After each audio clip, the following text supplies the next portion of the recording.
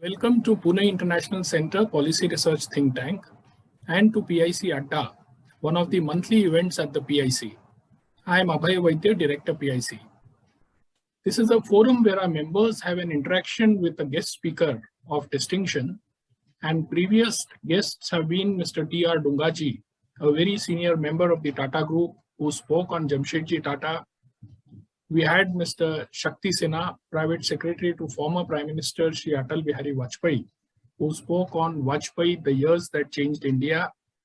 And we also had General Samsher Singh Mehta, PIC trustee, who 50 years ago led the first tank column in Dhaka during the war for the liberation of Bangladesh. Today, we are delighted to welcome Ms. Manjiri Khandekar, member PIC and Managing Director, Heritage India Communications Private Limited. She will be speaking to us on this wonderful new book, Punya Katha, Pune's Story of a Million Years. Ms. Khandekar, I have gone through every page of this book of 247 pages, and I must say that it is truly fascinating. It is not only a fun-filled book for children, but also enjoyable for everyone associated with Pune and Maharashtra. You will learn so much that you don't know about this great city with its legendary people in all fields and its culture of progressive thought and action. I am very happy to note that this book also gives information about Pune International Center, and in keeping with the tradition of Pune, PIC is also all about progressive thought and action. Our guest today, Ms. Manjiri Khandekar, has a degree in ancient Indian culture and history from St. Xavier's College, Mumbai, with a scholarship for 3 consecutive years. She studied mass communication from Sophia Polytechnic, MPhil in French from the University of Pune. As the wife of an army officer, she has lived in 12 different states across the country and taught in schools at Gurgaon, Jodhpur, and Jaipur. She has taught different courses at different levels in French and recently retired from the University of Pune as a lecturer for French after teaching masters in French for the last 20 years. She has traveled to France, Switzerland, and Canada to attend workshops and teacher training programs.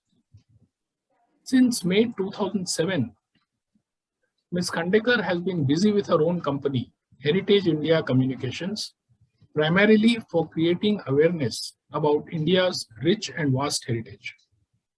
The company published a quarterly Heritage India magazine for 5 years. Since May 2012, her company has also been publishing Maharashtra Unlimited, a quarterly for the Maharashtra State Tourism Department. Since March 2020, Ms. Khandekar has worked with the Bhandarkar Oriental Research Institute to conduct online courses for Indian heritage. Ma'am, what a fascinating journey you've had, and I'm sure this is going to be a wonderful session.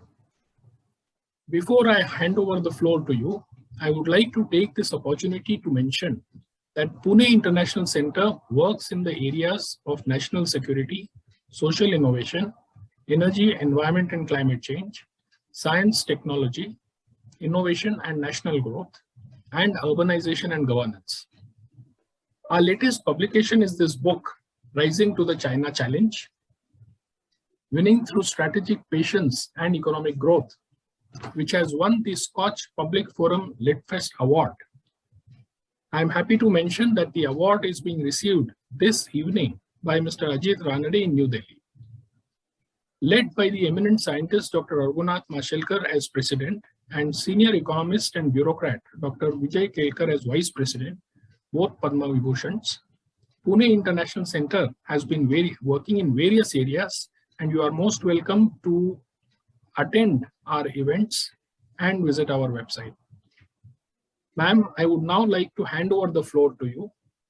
There will be a presentation by Ms. Manjiri ma'am, and then we will have a question and answer session from the audience. Welcome, the floor is yours. Thank you so much, Dr. Vaidya, and thank you, Pune International Center, for giving me this opportunity to talk about Punya Katha. It has been a project very dear to my heart, and a labor of love for the entire team that put together this work. So I'd like to start with the presentation. I'm not able to see the screen because the presentation is being done by Kiran. Yes, thank you so much. So, yes, can we go on to the next slide, please? Yes, ma'am. Just one second.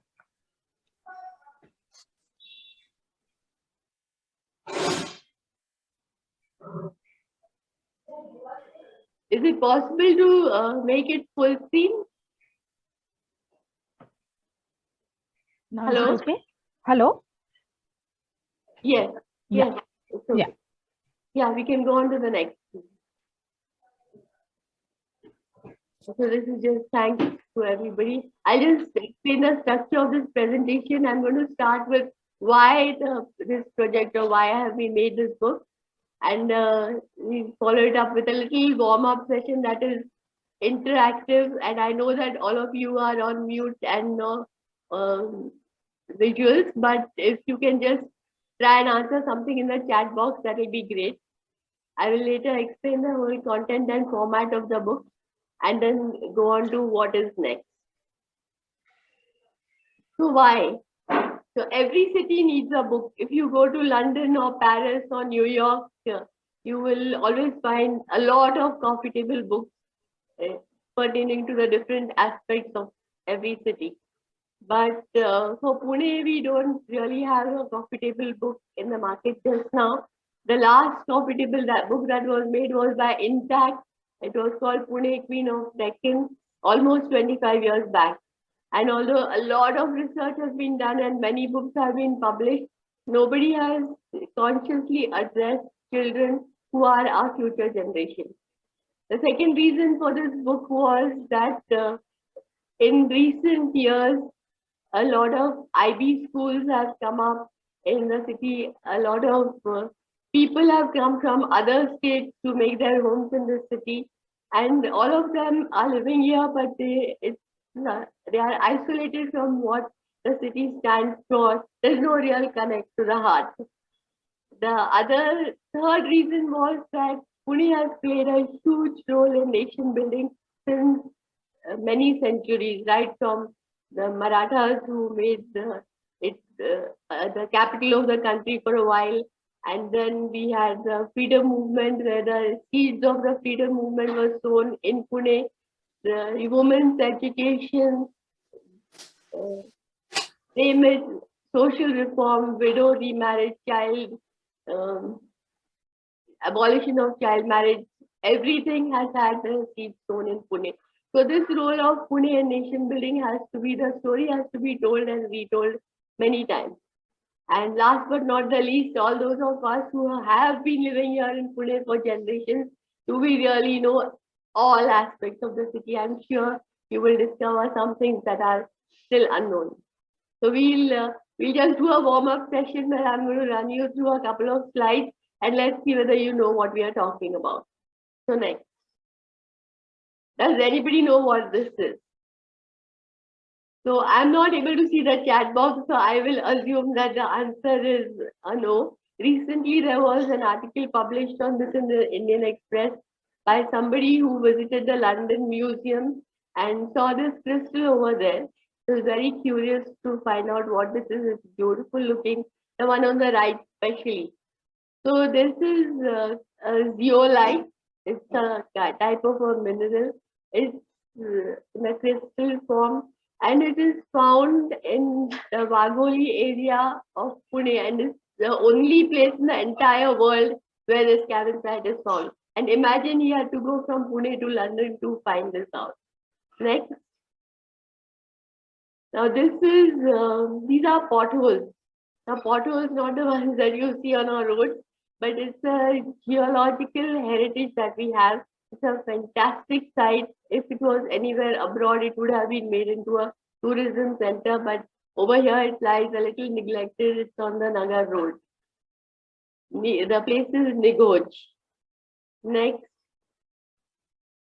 Now, this is the largest natural bridge in basalt rock in Asia.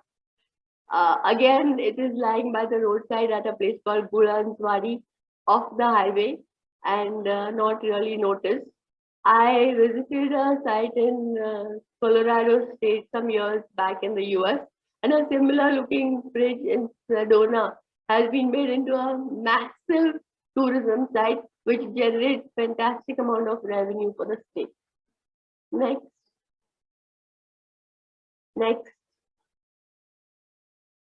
So why am I showing you hippos and ostriches in connection with Pune?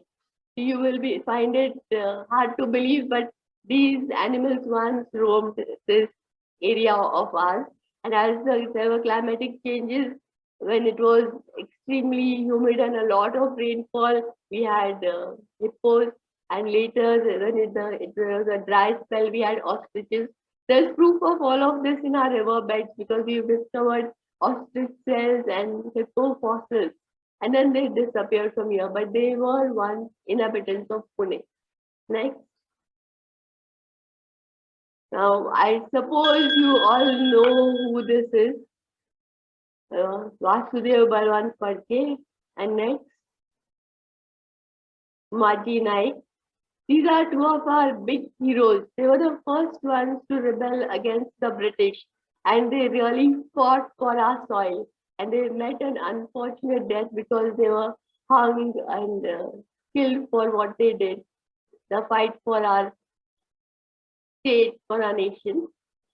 We have two memorials dedicated to these two people in Pune, but I'm almost ashamed to say that I myself discovered these only while we were creating Punya Gatha.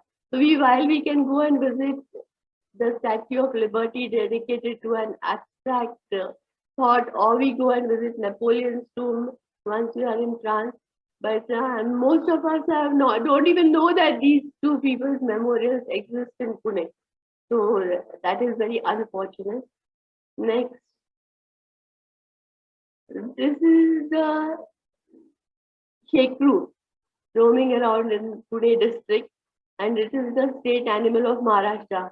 But I pose this question to a lot of people, children and adults, to ask them, do they know what this is or what it represents? And very few people could say that they knew that it was the state animal of Maharashtra.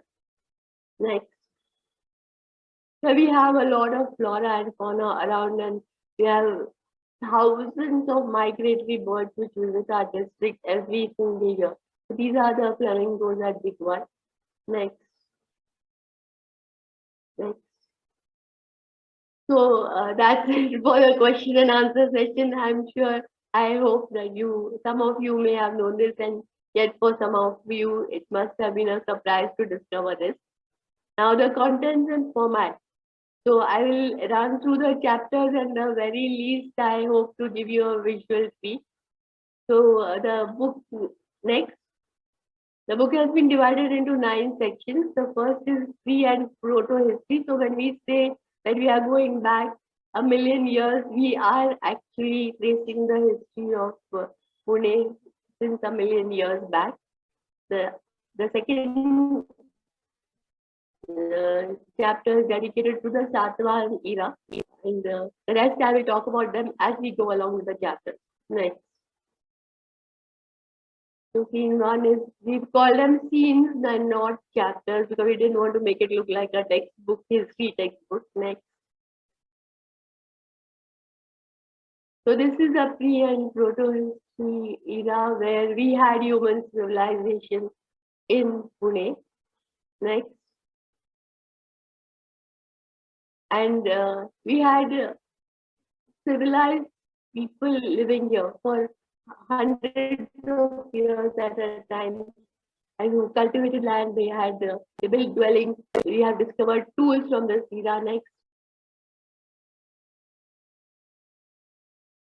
Next. It's just a visual game to run through these. Next. This is a model of Inamgao, which is the largest site of the prehistory that has been excavated. And this model is there in the Deccan College Museum, Archaeology Museum. This is a chart at the Deccan College Museum which represents how different evidences of human habitation have been found through different eras. Next, we go on to the next chapter, which is the Satvahan era. Now, these people ruled over here for 400 years. So when we say Pune, we don't mean just what we define as a city today, but we have had to make forays into what is district, Pune district. Now, why were these people important? Because they had extensive international trade with the Roman Empire. They did a lot of military conquest. They did extensive shipbuilding activity. Now, shipbuilding obviously did not happen in Pune. It happened along the ports. But the international goods that came into the ports at Kalyan and Sopara were brought up the Nani Ghat, and the first flat land that was there on the international trade route was the district of Pune, and specifically Junnar. So now the art and architecture is what is most important because we are surrounded by almost 200 caves. And if you visited those caves, it's just absolutely mind-blowing art and architecture dating from the 2nd century BC. It is still there, it is existing, but quite a lot of us are not aware of it. I've met people who said they went to South America or Spain and saw something that has been preserved for 300-400 years. But here is something that we have that is 2000 years. It has to be made as a part of the daily curriculum in all schools. I mean, people have to go and visit these caves and explore. There's inscriptions over there giving detailed information about those eras, about the foreign travelers who came here, about how these caves also functioned as banking institutions because they gave loans, people invested in them, and the interest of these money that was given as donations was used for the maintenance and working of the cave. So next, so just a glimpse to what the Satwan era created. Next,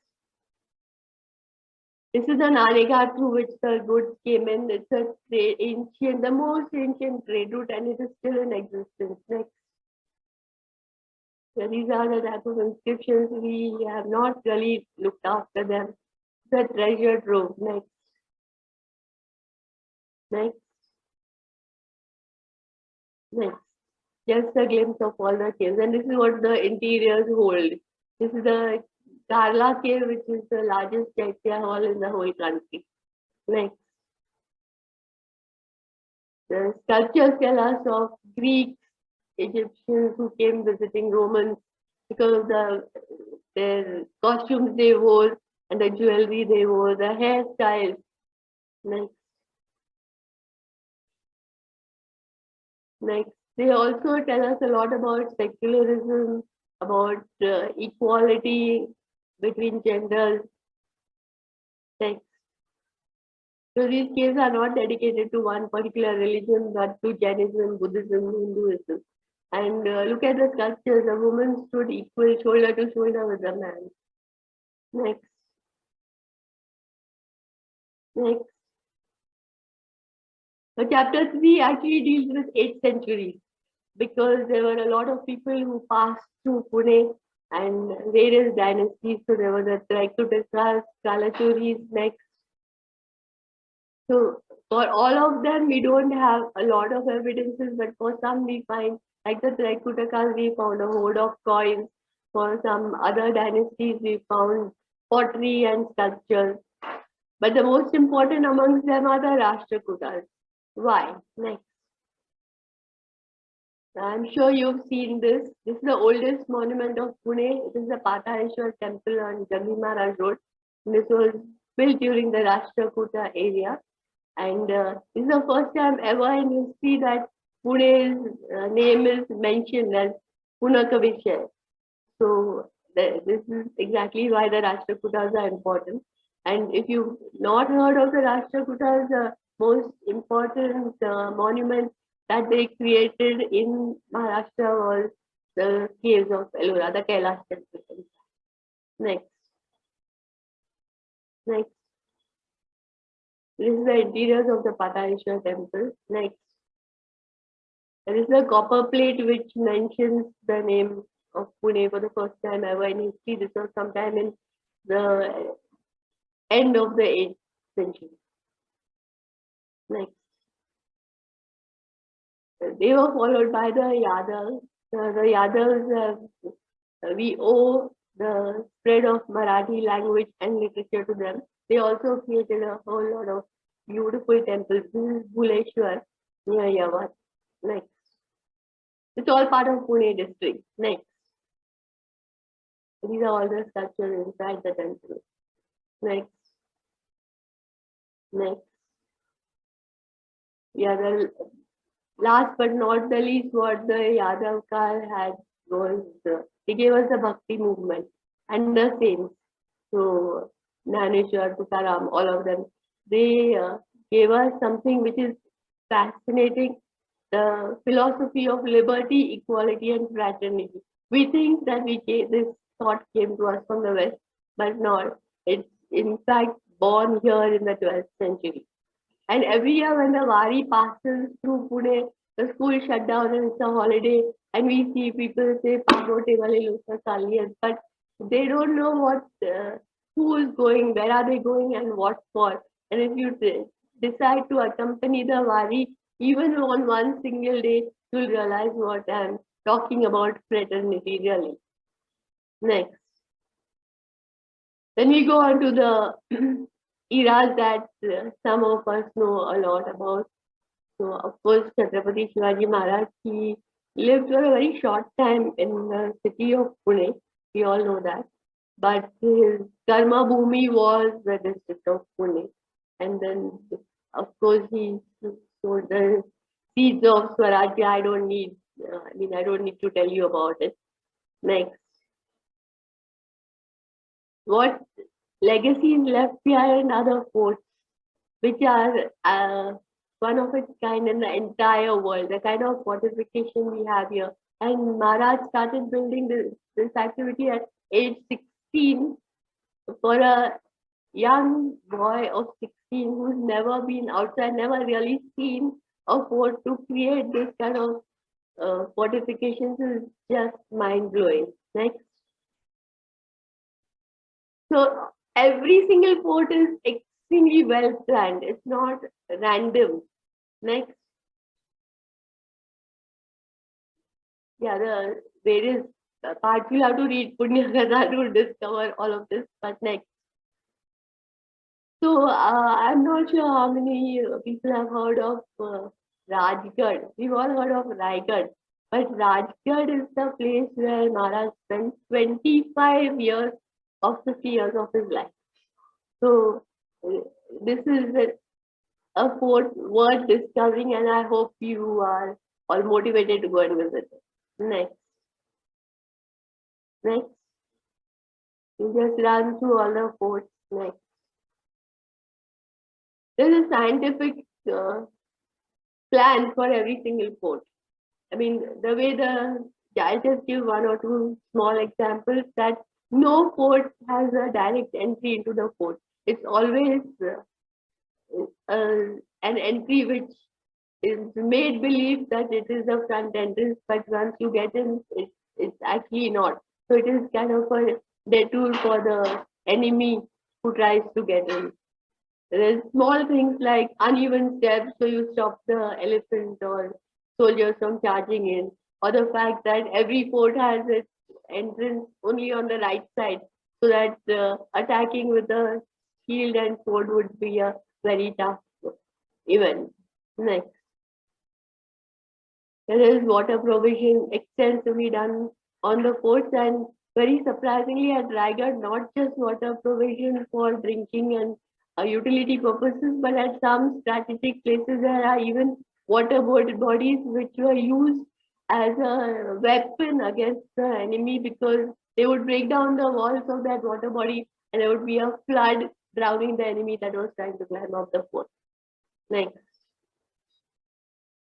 When we come to the Peshwa era, this is when, of course, the Maratha Empire spread like the Atok to Cuttack, and in fact, whatever decisions were taken right here influenced the entire administration at Delhi. Next. And it is because of the Maratha Empire, in fact, that the Mughals did not come into Maharashtra for a very long time, and neither did the British. They had held them all at bay. And of course, had we not lost the Battle of Panipat, maybe history would have been different. Next. The inside of the Shaniwar Wada. Next. Every little corner in that place has a story to tell. Next, yeah, Bajpayee, Peshwa. Next. And Nana Sahib is known as the architect of Pune, and he did extensive town planning, water provision. He also got a lot of artisans from all over the country to work here and help in the building of the city. Next. Next. So these are all the different monuments constructed during the Peshwa era. We have the Parvati temple. Next. We have Vishwambag Wada. Next. Next. Next. Yeah, we visit the Shinde Chhatri, but people don't know who is Mahatma Shinde and what was his role in history. Next. Next. Nana Fadnavis. Next.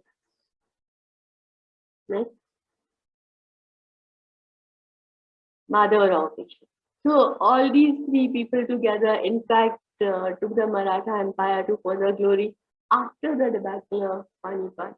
And everybody knows that Panipat was, it was the Waterloo, and we lost over there, but nobody highlights the fact that the whole aim and mission of the Battle of Panipat was to keep the Afghans from coming into the country. And that is where we succeeded, because after that there was no Afghan invasion. They just got completely deterred from coming back into Hindustan. Next. Yes, then we come up to the British Raj. So we've covered a whole lot of things that they did do for us. Next. From the club culture that we inherited, and so many of us love to go there. Next. Coast. Next. The fantastic neo-Gothic architecture. The city is abundant with all of these. The synagogue, the churches, the council hall, all of it. Next. It's the Monday. Next. Now, chapter 6, we've divided into two parts: the British Raj and the freedom movement and social reforms. So next. Yeah,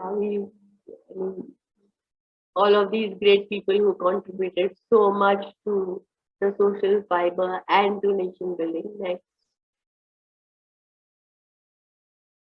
We've also traced some path breakers like Anandibai Joshi, who was the first woman doctor of the country, as also Bal Gandharva, who really set the trends in music, theatre, and fashion. Next. All the different institutions which have been here for 150, 200 years, like the Deccan College, Bhandarkar Institute, Ferguson College, and they've done a lot to contribute towards a culture, building up of a culture. Scene 7 is modern Pune, situated in the Pune of today. And I think we have been able to give a lot of glimpses about, apart from the traffic and pollution, what else you see in the city. It's a very vibrant youth culture with students coming from all over the country. Next. We've done a lot of cityscapes. Next. Yeah, of course, it's a seat of education. We refrain from calling it the Oxford of the East, because in fact, the seat of education has been in existence for many centuries from before the British coming in. So this particular section has been written by the current Vice Chancellor of Pune University, Dr. Karmakar, and he traced the history, how we had the Dakshina Fund much even before the Peshwas, which used to fund the scholars and education in the city. Next, in Pune industry, Sri Prashant Girbani has written this section and also again traced the history of industry since long before the British coming in. I myself was surprised to find out that we had more than 130 different industries running in and around Pune during the British era, which were all started and funded by Indians. Next.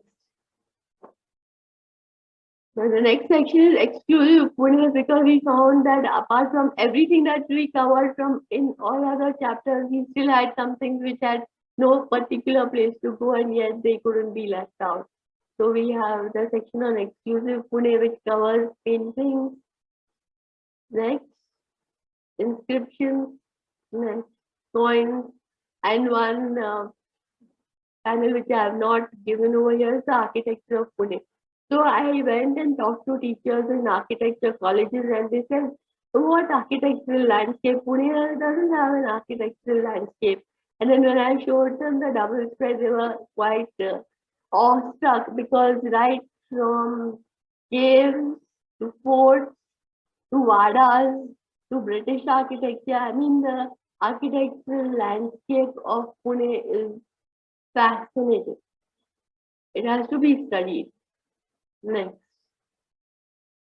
And last but not the least is the section on environment because we are in the midst of the richest biodiverse zone, one of the richest in the world. And we are not, of course, there are a lot of people who are sensitized to it, but not everybody. And so we've covered the environment in our last chapter. Next. Yeah, I just show you some visuals of the kind of flora and fauna we see around us. And this is not just in the outskirts. So of course, outskirts there's Bhima Shankar and there's Tamini and the various forest areas, water bodies, Devrais. But we also see all of this inside the city, in all, top of all the takeries near the water bodies that are there inside the city. Next.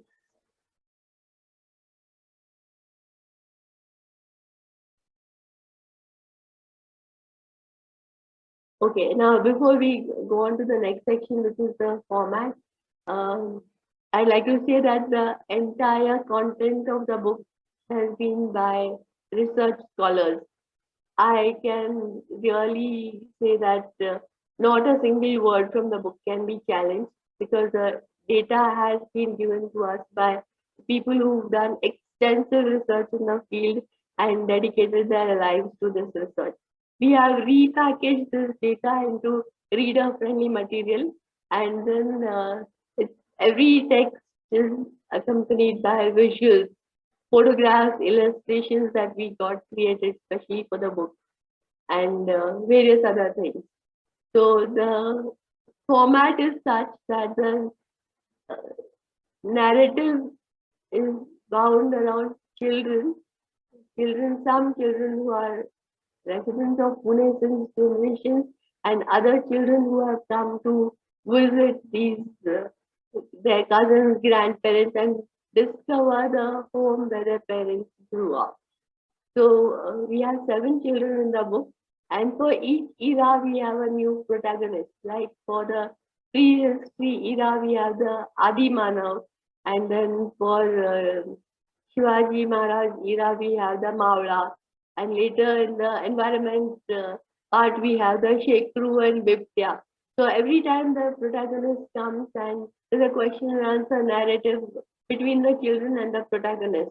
So all of this is on a yellow part and it can be read as a story by young children. For a more serious reader, we have information related to that topic in serious boxes all along. So it is what we have said is the target audiences from 9 to 90 years. So anybody who wants to know Pune should find this book interesting. Now the children are traveling through the eras on a time machine. So this is the time machine. And every time on the time machine, they find the time machine somewhere and they get onto it and land in a different zone. Next.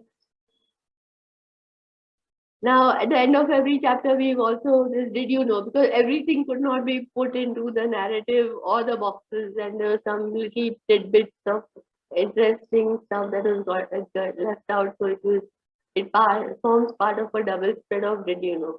Next.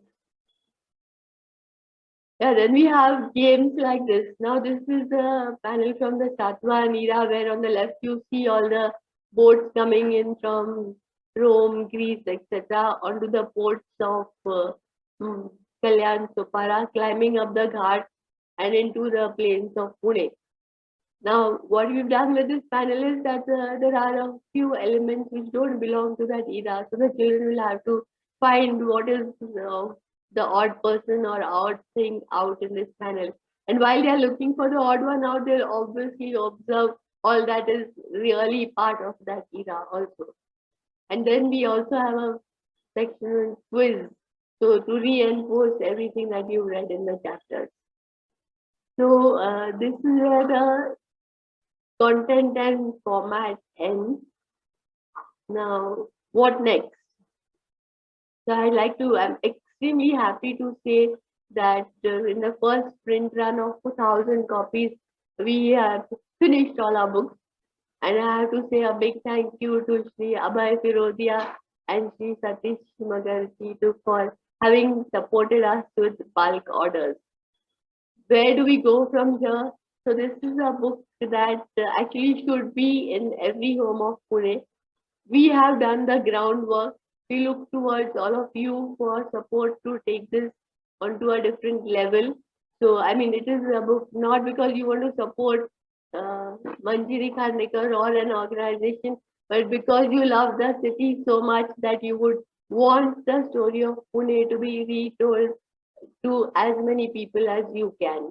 So it is an appeal rather that help us with bulk orders. It is something that a very precious gift that you can give your child or your grandchild. It is a fantastic gift for a corporate client or a builder to give to people who are making their new homes in the city. And it's a forever, keepsake forever. So that is an appeal. And the other thing I would like to do is show an idea, because anywhere in the first world countries, if they come up with an idea, there's an entire ecosystem built around it. For example, Harry Potter, you will have not just the books, but the films and the entire gamut of souvenirs that go with it. So anybody out there who would like to do this, it's tragic that our little girls are playing with Anna and Elsa, and they don't know of a Naganika who was a real heroine of our land and our soil. So this is something that anybody else could pick up the idea and develop an entire ecosystem around the story of Pune. So I think I've covered all the topics, and thank you so much for your patient listening. I hope I have aroused enough interest to go and explore Punyagana. So thank you. Thank you very much, Manjiri ma'am, and we would like to open the floor for questions now. And ma'am, you'll be happy to note that there's already a query from Mr. Shant Manige for email address to order this book. Okay. So you may please put it in the question box, in the question answer box, so that everybody can receive the email ID on which they can contact you. So in fact, I would like to ask you, as we wait for some questions from our audience, what really inspired you to work on this wonderful project? Sorry, I didn't hear this. I think while I'm typing, the voice is going, is it? No, it shouldn't really, but Hello?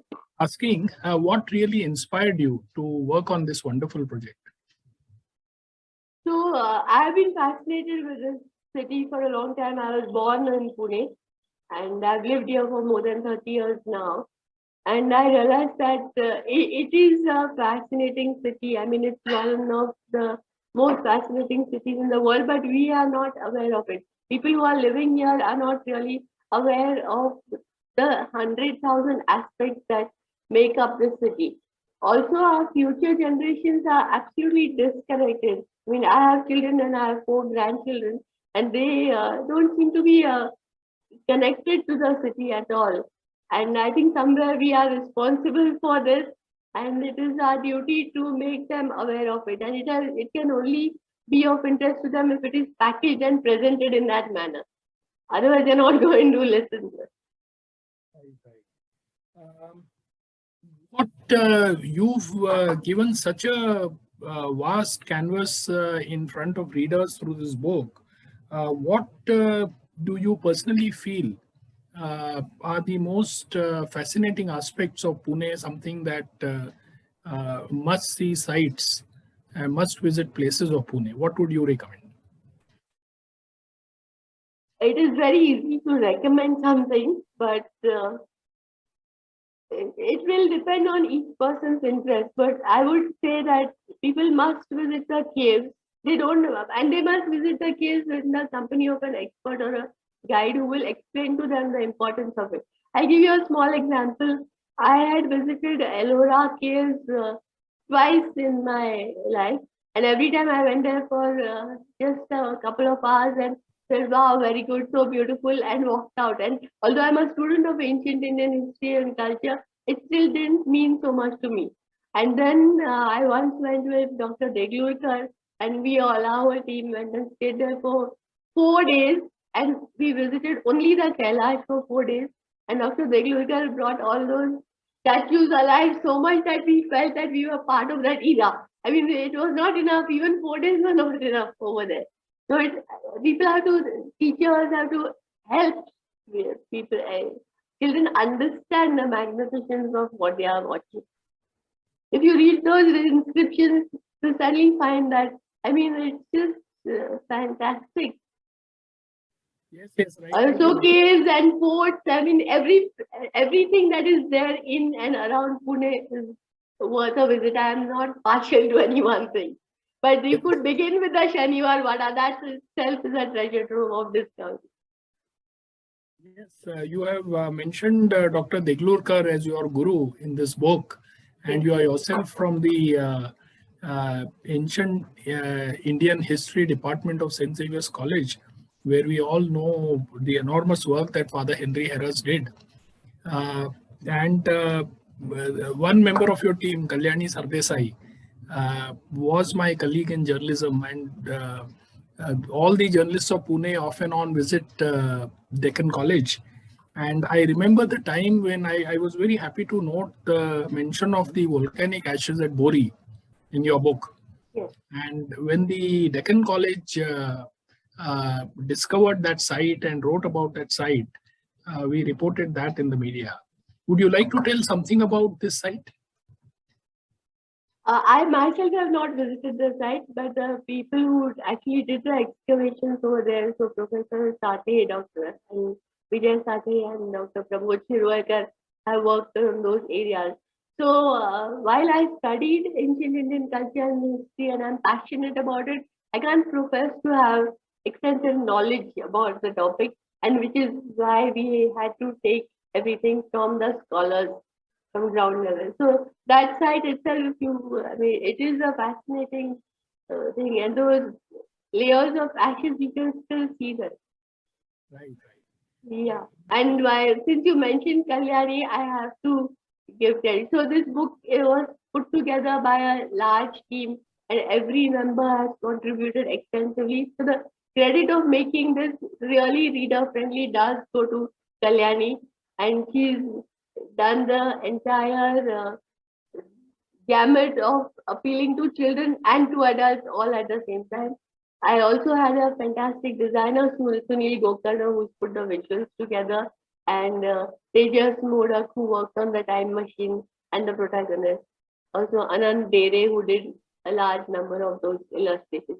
And the research scholars, there's a long list. Yeah. Yes, Mr. Sanjay Rode has a question. That Pune is facing a lot of socio-economic environmental issues, and what are your thoughts on addressing these issues? And will you be focusing on some of them as a part of your future projects? So we have boundaries in our sphere of work. So we believe that the first step to anything is awareness and sensitization, and that is the sphere of our activity. So if once people are aware of something, they will start thinking about it and start applying themselves to it. So extensive awareness of all these issues has been should be created through any and whatever medium possible. So any plans to bring this book out in Marathi um, for the benefit of the larger Marathi-speaking audience and people in the city and in Maharashtra? Cool. So the premise we started working on it in English was because we just, I mean, if you have to do only in one language in the first place, we believe that Marathi माणसाला आपल्या मातीची ओळख असली पाहिजे थोडीफार तर त्यांनाच परत सांगण्यापेक्षा at least you tell it to people who are not of this soil and don't understand anything. But that is just the beginning. Of course, we'd like to bring it out in Marathi and whatever other languages, other medium possible. See, I funded this entire project from my own pocket because I believed in it so much. Now the groundwork has been done and it has to be taken further by everybody else. We will do our best in the creative. Right. So, in fact, as you said, there are others who should add and take this work forward in various ways. And one thought that came to mind when I went through this book and was completely engrossed by it was that, in fact, every city deserves to have a book of this kind. It is so comprehensive. And right from the prehistoric times to modern times. And every city, one would say, has a glorious past and a very promising future. What are your thoughts on that? On what? On the fact that, on the thought that such a project could be done for every city, in fact. And do you have It any? should absolutely be done for every city. And we are geared up to handle cities in Maharashtra. But every city needs to have it. I mean, that is like your ancestry.com. These are your roots. And if you're living in a city and you hope to take it towards a glorious future, you better know your roots. There's a comment from Ms. Dipti Devbakar that I'm sure there is a bibliography. It is very extensive, covering all aspects. So the book has a bibliography, is it? No, the book does not have a bibliography. We have given the names of all research scholars who have given us the data. And if anybody so wishes, we'll be very happy to share their contact details with them. But yeah, I mean, there's no bibliography and there's no glossary because finally it just got, I mean, a lot of work to be put in at the end of the day. We had to get the book out by dusk, and we've been working non-stop at it for the last 3 years. One of the monuments mentioned in your book is the Zero Stone. Is the Pune Zero Stone outside the GPO. Yes. And as a journalist, I had seen, and all of you associated with the heritage of the city would be aware of the neglect of this Zero Stone over the last maybe 30 years or so. And it was only in the last 3 years that this monument was restored very beautifully. Are there any other monuments that come to your mind which need public attention and which need restoration? Most of them. Vishram Bhagwada, especially, there has been work undertaken by the PMC in the recent past, but it has somehow not reached its desired goal. It's a beautiful monument and it does need to be looked after. Yes, to begin with. Right. So there's one more question. Is there an e-copy of this book? Not as we are I mean, again, it's all a question of funding. We're not geared up for it. Like I said, we've done the groundwork, we put in our heart and soul, and we brought this out. It has to be taken further by everybody else now. Right. Yes, We would like to do it. We'd like to bring out a Marathi copy. We'd like to do an e-version. We need help. Right. So I hope this discussion helps spread the word, and we will be putting this on YouTube for wider circulation. Yeah, so I'm sure. I've named everybody else, but I have to say that Professor P.K. Ghanekar, Professor Dr. Ajit Apte, and Dr. Manjari Bhalera were our primary research scholars who guided us through the whole journey to see that there are no factual errors in the story.